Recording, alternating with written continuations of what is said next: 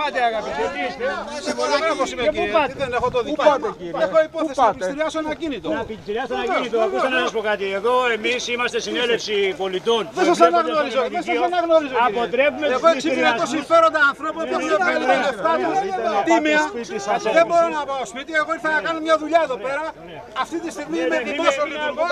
Σε παρακαλώ, σε παρακαλώ να περάσετε. Για να περάσετε μέσα, τι λέτε τώρα, σας παρακαλώ. Πού είναι αστυνομία, πού είναι αστυνομία τέλος πάντων εδώ πέρα. μόνο με αυτό να περάσετε μέσα. Μόνο με αυτό να περάσετε.